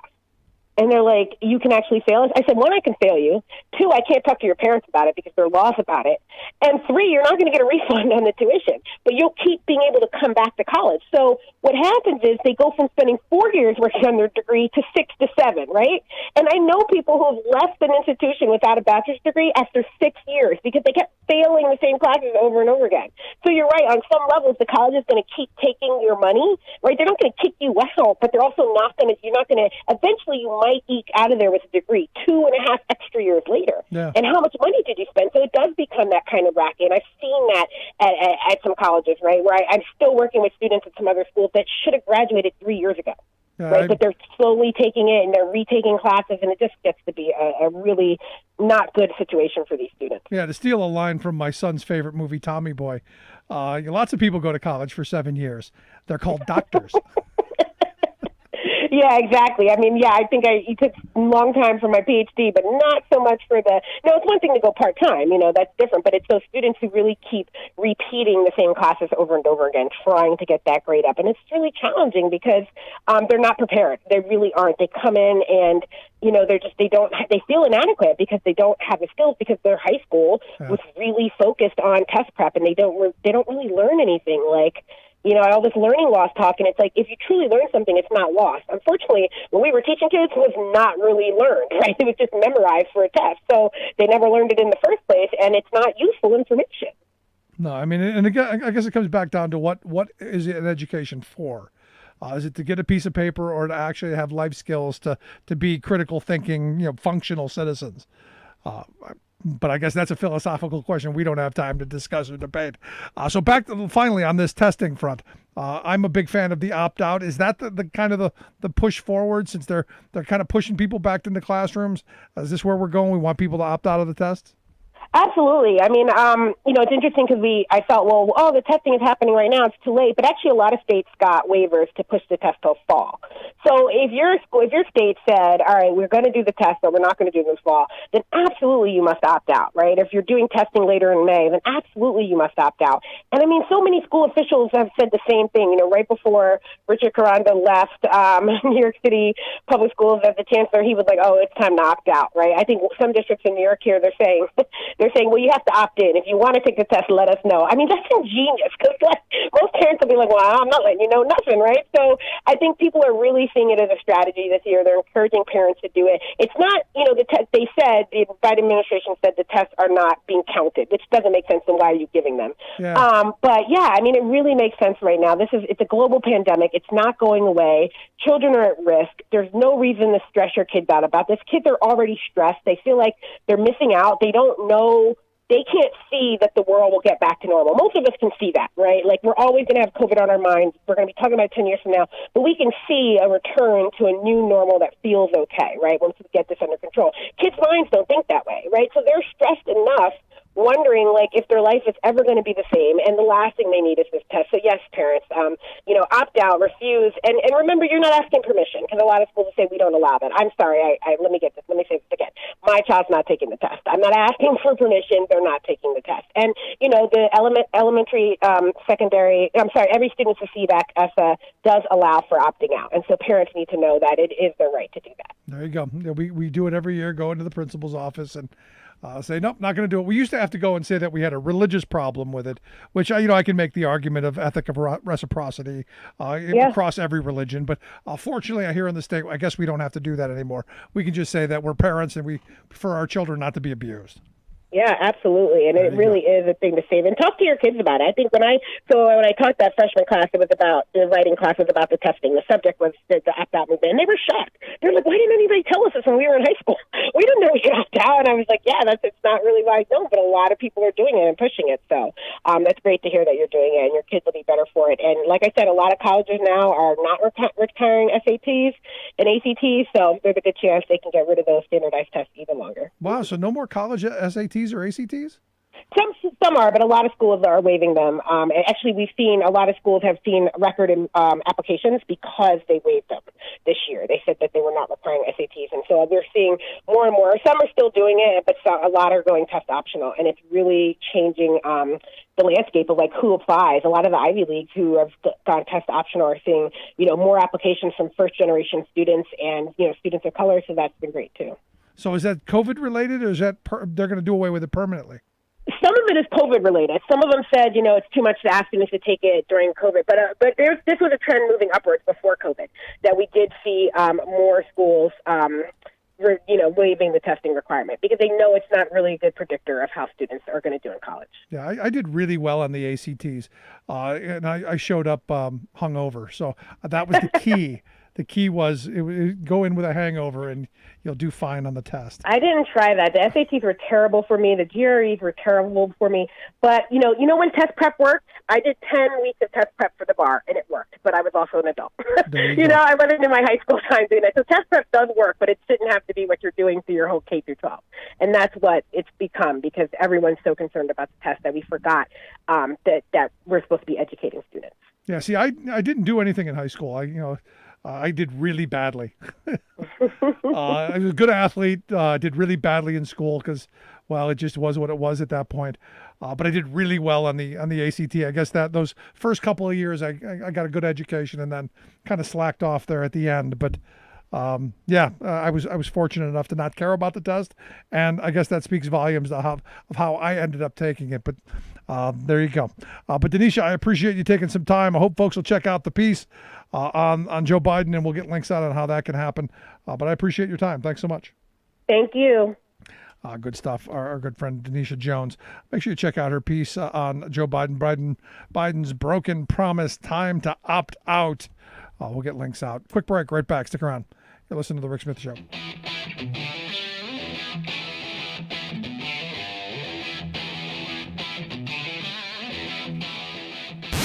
Saving work in America, one show at a time. The Rick Smith Show.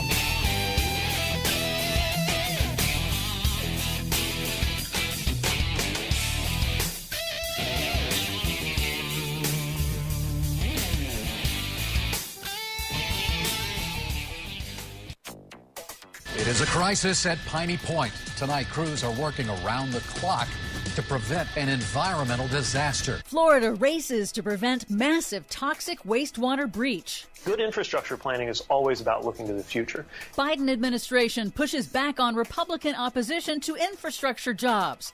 Japan sees earliest cherry blossom peak in 1,200 years. Plus, victory for breathers in Springfield, Massachusetts. Breathe easy. All of those stories and more straight ahead from BradBlog.com. I'm Brad Friedman. And I'm Desi Doyen. Stand by for 6 minutes of independent green news, politics, analysis, and snarky comment. And I was shocked by how much doesn't go into infrastructure.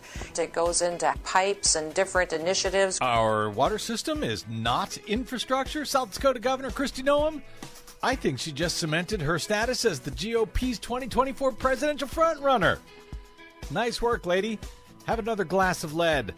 This is your Green News Report. Okay, Desi Doyen, this story is not getting a lot of coverage, but it sure seems like it should. Yes. Florida's Republican Governor Ron DeSantis declared a state of emergency over the weekend because a toxic wastewater reservoir near Tampa Bay is in danger of imminent collapse. More than 300 homes have been evacuated from the area surrounding Piney Point, a closed phosphate processing plant. Unable to plug the leaks, authorities are now working to drain the reservoir, according to Scott Hopes, acting Manatee County administrator. We're talking about the potential of about 600 million gallons within a matter of seconds and minutes leaving that retention pool and going around the surrounding area. Keeping in mind that some of the water in that pool is salt water, which doesn't go very well with our potato crops and things like that. But that means pumping millions of gallons of contaminated wastewater into Tampa Bay. Isn't there also some radioactive waste involved with this story as well? Yes, the plant's waste has some radioactivity, but they say that the water itself is not radioactive. Oh, I'm sure everything will be fine. Officials do say that the contaminated water is within legal limits, but environmental groups warn that the releases of water contaminated with mining waste, phosphorus, and nitrogen could trigger a red tide of toxic algae, which Clearwater Marine Aquarium warns could kill threatened manatees in Tampa Bay. The cost of cleanup and restoration at the Piney Point site could cost as much as $200 million. State officials were warned about this exact scenario when the plant closed 20 years ago.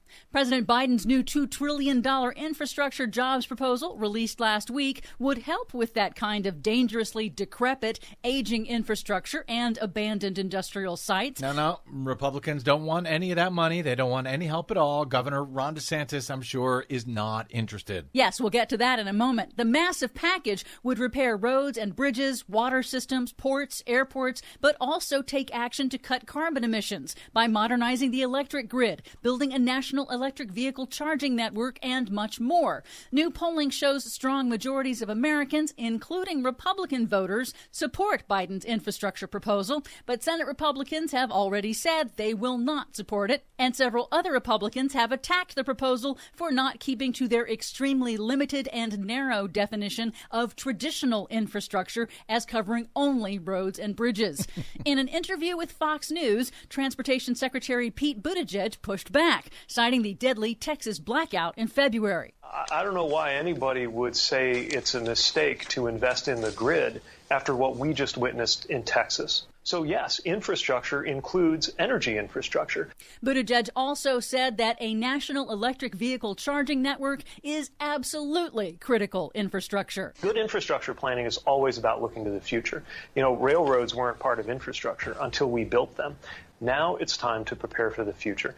And the millions of jobs that will be created by this bill are because this bill looks to the future. In other news, Japan's famous cherry blossoms have peaked at the earliest date in more than 1,200 years. That's according to data collected by Osaka University. Researchers said cherry trees are extremely temperature sensitive, and the observed trend toward ever earlier peaks to the season is most likely due to man-made global warming. Finally, some good news for things that breathe in Massachusetts. The Massachusetts Department of Environmental Protection has revoked a permit for a developer to build a controversial massive wood-burning power plant in Springfield, literally to burn wood to generate electricity. The agency revoked the permit on pollution and environmental justice grounds. Springfield residents have been fighting the plant for 12 years because their town has one of the highest rates of asthma in the nation. Wood is renewable energy, isn't it? Yes, it is, but it is dumb to burn it for electricity when we have clean solar and wind. Well, maybe dumb is in the lungs of the beholder. For much more on all of these stories and the ones we couldn't get to today, please check out our website at greennews.bradblog.com. Find, follow, and share us planet-wide on the Facebooks and the Twitters at Green News Report. I'm Brad Friedman. And I'm Desi Doyen. And this has been your Green News Report.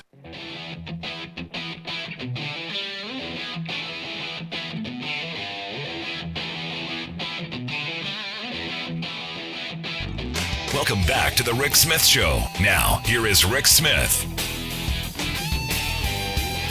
So, John Boehner's got a new book.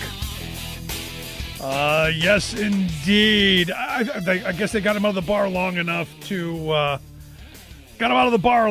write a book. But in Boehner's new book, he said Trump incited that bloody insurrection for nothing more than selfish reasons, perpetuated by the BS, he actually used the word, he'd been shoveling since he lost a fair election that previous November.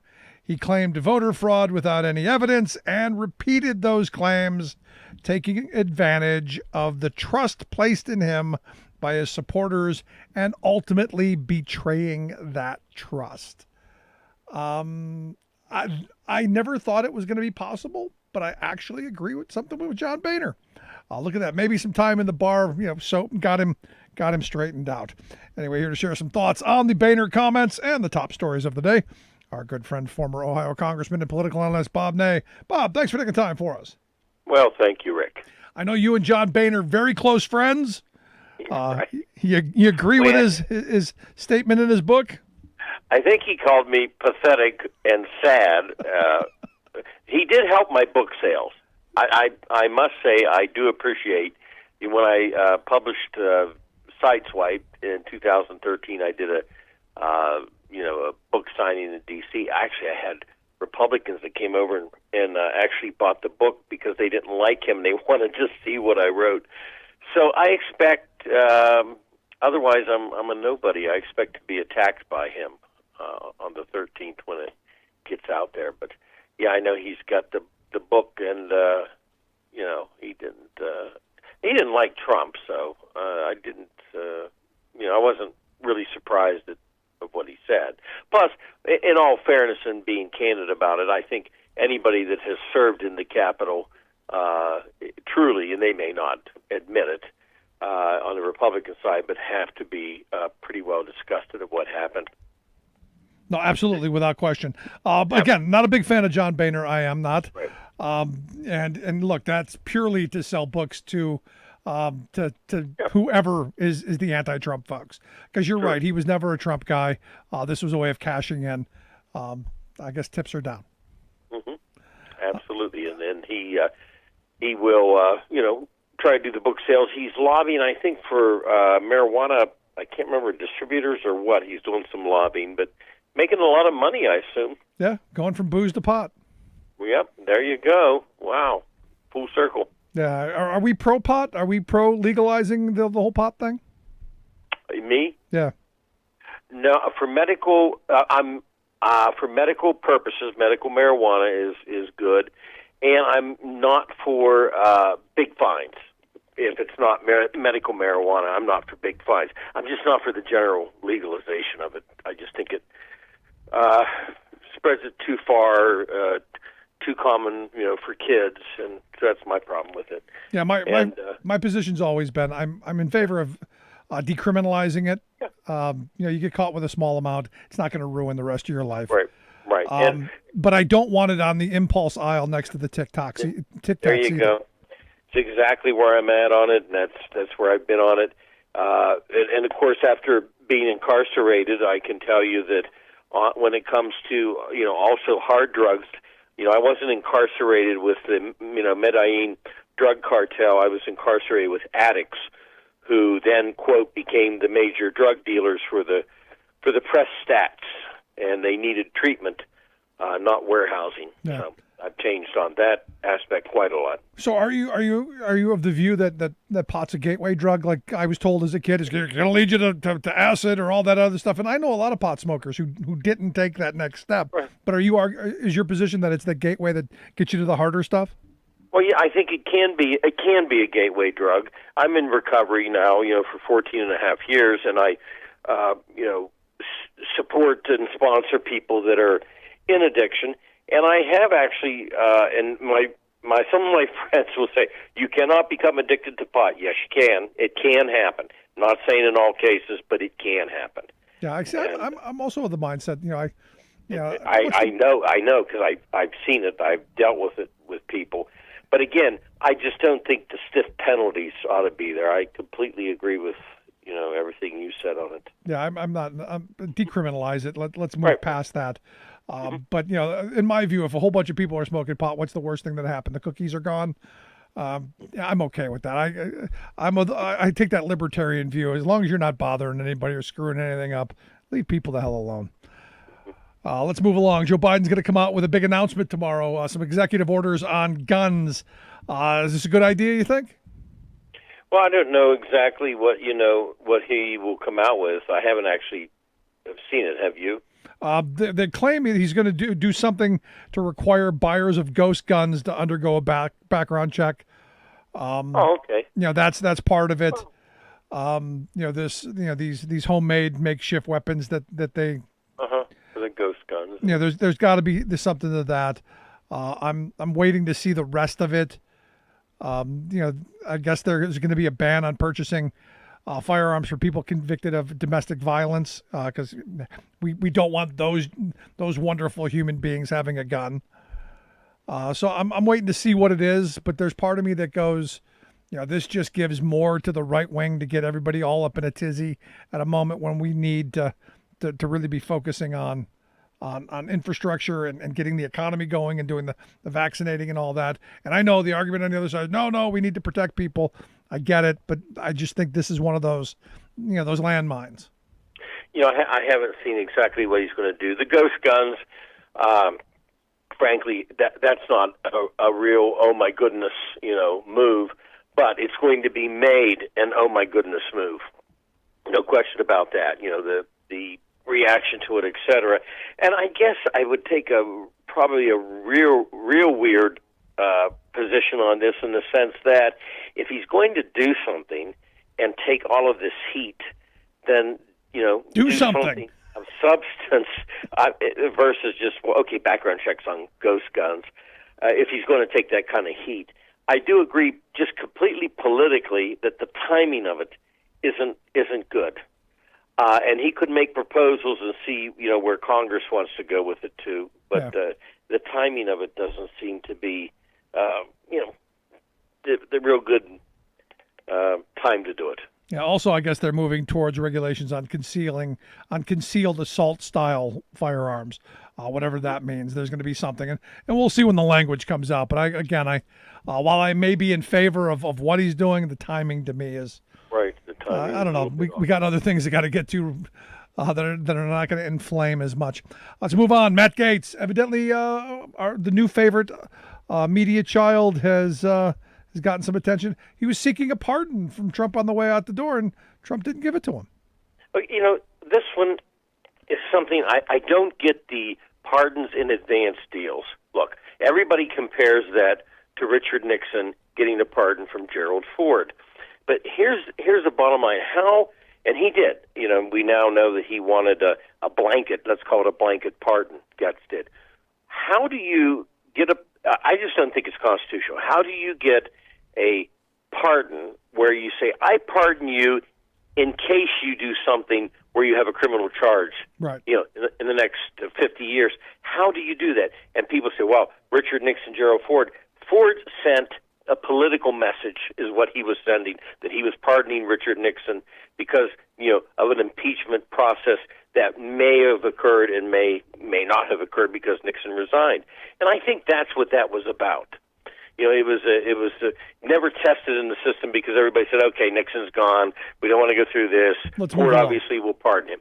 So I don't think of, number one, of what gets asked for would have been legal at all. And number two, obviously, he did do something wrong if he asked for a pardon for something he hasn't been charged with yet.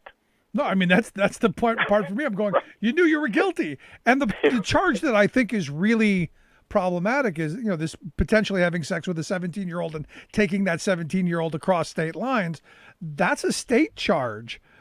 A pardon wouldn't help you, because in Florida, the age of consent, a listener had pointed out to me, is 18. So it didn't matter. That's a state charge. You could have pardoned him till the cows came home. That's still a state charge. Well, it's true. If there would have been a federal charge of across state lines, okay, that would have, let's say, fell under the pardon, but the states could still bring their own charge. The state where he, left from and the state where he went to.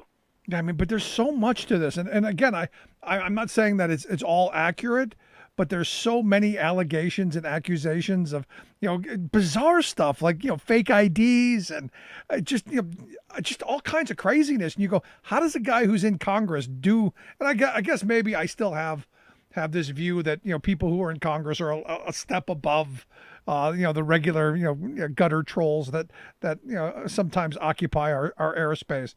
But, it's just incredible to me. Well, especially this scandal. Look, I was involved with the Abramoff scandal, obviously, and it's really weird in the minds of the political system. I'm going to say this will probably cause controversy, but it's true that in the minds of the political system, they separate a scandal, like the Abramoff scandal, a lobby scandal, from the sex scandal sides. That's like a whole different category to it. So which one's more forgivable? Is it the one that I had? I mean, I had a couple of people that have gotten in trouble, and they said, you went back to the Capitol. How was it? And I said, when I first went back to the Capitol, I was like, Ellen Ratner, my friend, your friend, said, you have to come back to the Capitol, and I went for the President Obama's, State of the Union. And I went, and then members said hi and things, and I had, a couple of members after that, and a couple of former members that said, do you think we could go back? I said, well, I don't know. If you've been involved in a sex scandal, it's a little harder. It depends on the nature of the scandal. Yeah. It really does. I keep telling you got to run. You got to go back. Well, I have a radio guy down home, and he said, look, I've done this informal poll. I think you can win. And I said, that's why I really don't want to run. Maybe I would. There you go. Yeah. Speaking of running, it looks like Mike Pence is eyeing 2024, evidently launching a group to get out there and defend Trump. Got a couple of book deals on the road. I guess, the gig he took over at the Heritage Foundation isn't the end of him. No, he's done. He's done for the presidential. That's like when Jeb Bush ran, and I said he's done, and my friend said you're nuts. I said it's going to be Trump. They said you're really nuts now. And I said Jeb is going to be out of this thing, because Jeb Bush had a look on his face like Karl Rove was forcing him to do this, to create another Bush. And with Pence, I'll just say the same thing, that the forces are saying you've got to run. He can't. He's too intertwined with Trump. He had a president who threw him under the bus, rolled the bus over him, and then backed it over him again. What's he going to do when he runs? There were people on January 6th who wanted to hang him. Right. Those are his supporters. Right. So for a lot of reasons, it simply is not going to happen. Now, maybe he's throwing it out there for publicity. Maybe he wants to do something else. Maybe he wants a U.S. Senate run. I don't know. But he's not going to be winning a Republican primary for president. Or he's just going to cash in on some of that easy money in the book deals. Going to have someone write a book for him. Mama needs a new pair of shoes. See, he should have wrote the book with Boehner. He could have one drinker, one non-drinker. One who never goes to lunch with women, and then the other one. So he could have wrote a book with him. Well, maybe he should have consulted with Andrew Cuomo and kept Cuomo out of trouble. They could have they could have done 3 of them in a book. Right there, you go. Moving along. Yeah, we better. Go ahead. This goes nowhere good. Yeah, moving along, our trade deficit jumped 4.8% to $71 billion in February.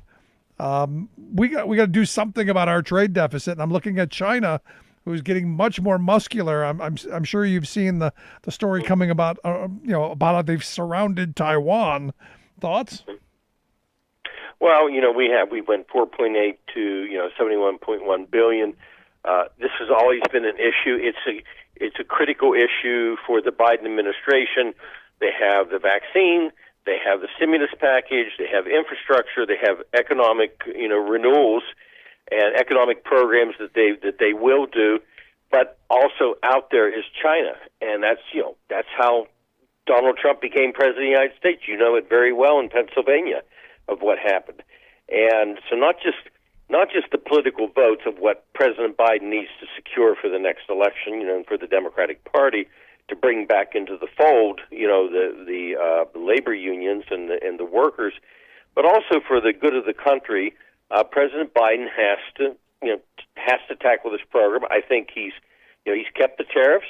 He didn't remove them. They're going to have to try to do some type of group effort with other countries instead of just going it alone. But we also have to reach out to other powers like India and other countries before China grabs it all up. I mean, they're a problem, and they are aggressive, and they only understand aggression back. No, and I look at this Taiwan thing. I mean, this is frightening to me because we've always taken the position that Taiwan should be independent and run their own government. And not have China control them, but China now military exercises where they've basically surrounded the East and the West and basically snubbing their nose at us. Look, this is a government that when you say the name of an 80-some-year-old man in a robe, the Dalai Lama, they freak completely. I mean, they literally freak. So, when you say Taiwan, that's the double freak for China. I mean, there's just certain things that, they want total control of. And with China, we just have to, continue to hammer away at it, to build alliances, and also to reach out to other parts of the world. Yeah. We just have to do it. In your thoughts, Taiwan a done deal? Has this been lost, do you think? I don't think it's lost, yet. I mean, it's out there. It's the sore thumb for China, just like they went after Hong Kong and eventually, took it back. But all these years, they never actually did move on it. I mean, they've threatened, they've surrounded, they've done everything they could do. But when you think about it, they haven't made that final move because I think that they've been afraid of the entire world reaction to it. I mean, we didn't react like Eisenhower did and send the entire Pacific Fleet to surround Taiwan. We haven't done that. Right. But we'll see where this takes us. And finally, wanted to get your thoughts on the Rudy. Evidently, Rudy's asking the court to throw out the $1.3 billion Dominion defamation suit. Thoughts? Well, I mean, he might as well do the line of who in their right mind would have believed me, but he won't because of his ego. There's no way after what he said and everybody that he was involved with this. I just don't see why Rudy Giuliani saying throw this out is going to have any weight anywhere in any court. In fact, I think Giuliani is going to have to worry about being disbarred at some point in time. By one of the states, if not Georgia. No, I'm right there with you. Now I find out that I guess what is it? Is his son? This Andrew Giuliani? I think it's his son, who's talking about running for governor of New York. So that I'm guessing so that he can, pardon Rudy if he gets in any trouble. Probably. I mean, I don't think he'll be successful. Rudy Giuliani was the nation's mayor, and he was really the nation's thoughts, and he was the hero in the thoughts of the country. And then he got out, and he did the first move, which was to make 150-some thousand from the Mujahideen cult at the time, which was an official listed terror group at that time. and he went and got them. He was like they were his client. And at that point in time, I thought, what is he doing? And it all boiled down to money. And then he just literally made a fool of himself in every possible way. Well, I hope he made a lot of money, because Dominion Voting Systems is going to get a lot of it. They're not going to stop. And nor should they. I don't blame him. Good stuff. But, Bob, I appreciate the time. Thanks so much, as always. Thank you, Rick. Our good friend Bob Ney. Let's take a quick break. Right back to wrap things up. Stick around. You listen to The Rick Smith Show. We're working people. Come to talk.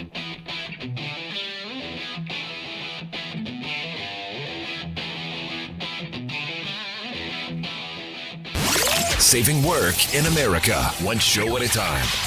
The Rick Smith Show.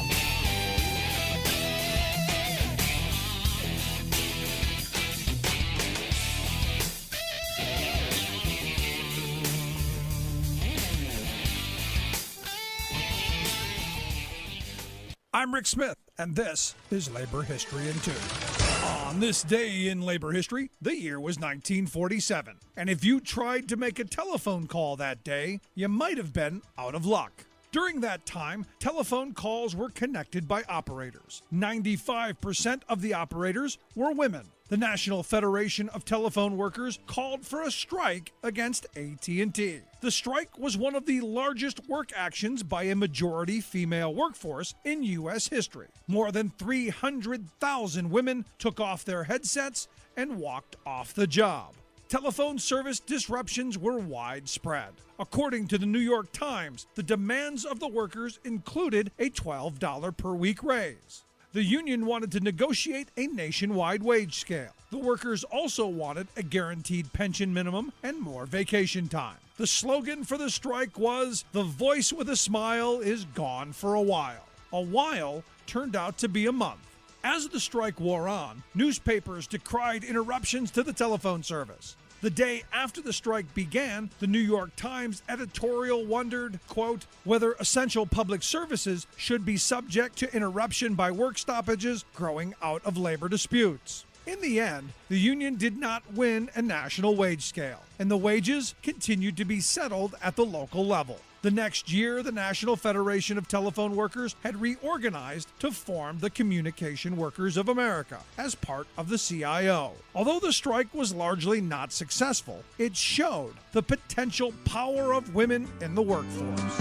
Operator, but could you help me place this call?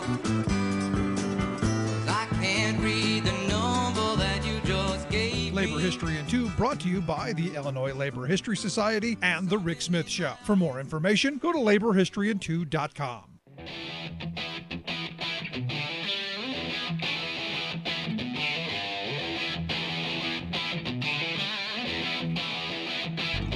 Welcome back to The Rick Smith Show. Now, here is Rick Smith.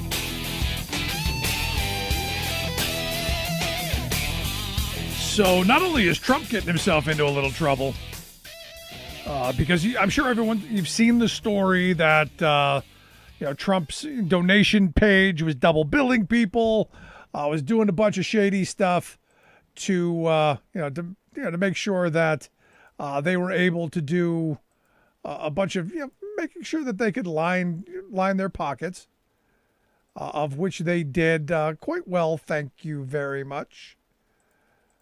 And it's just one of those things where you just went, craziness. They were double billing people, and people were, upset. And as we talked about yesterday, the amount of fraud that was there was like 2% of all of the fraud in the country had Trump's name attached to it, which is just an enormous amount of fraud. Turns out, wasn't only Donald Trump. It was actually the GOP as well. Because the GOP, the House Republicans, the arm of the House Republicans that raises money, the NRCC, the National Republican Congressional Committee, they had their own little kind of, not illegal, just distasteful. They actually had they warned of a defectors list, that if donors didn't leave the recurring box checked, that they were going to tell Donald. Someone finally, put this forward that right there on the thing, it says, we need to know we haven't lost you to the radical left. If you uncheck this box, we will have to tell Trump you're a defector and sided with the Dems. Check this box, and we can win back the House and get Trump to run in 2020. Make this a monthly recurring donation. Now, me, if I would see this, I would go, no, not only are you not getting a recurring donation, you're not getting any donation. You will get nothing, and you will like it. But this is the stuff that they get away with. Now, is it illegal? No, that's not illegal. It's unsavory, and it's who they are. Just like I don't think it's illegal to have a box at the bottom that says, that's hard to see, that says you're going to do a recurring payment. You should have done your due diligence. I'm sorry, I believe that. And also, the fact that it was Trump who was cheating them, even better yet. Because basically, what do you expect out of a con man? It just is what it is. So the next 2 days, we're taking planned days off here at the program. Well, actually, not planned. The wife is going away for a couple of days, needs a break. So we're going to take a couple days off to do some redoing things and be back on Monday. If you missed any of today's program, thericksmithshow.com. That's where you go to get the podcast, the Rick Smith Show app on the smartphone. Take the program on the go wherever you go. And as always, you can email me, rick@thericksmithshow.com. Be sure to tune in the next couple days for our best of programs. And again, email me, rick@thericksmithshow.com. Love to hear your thoughts. Thanks so much. We'll see you back here next time. You've been listening to The Rick Smith Show. Email Rick at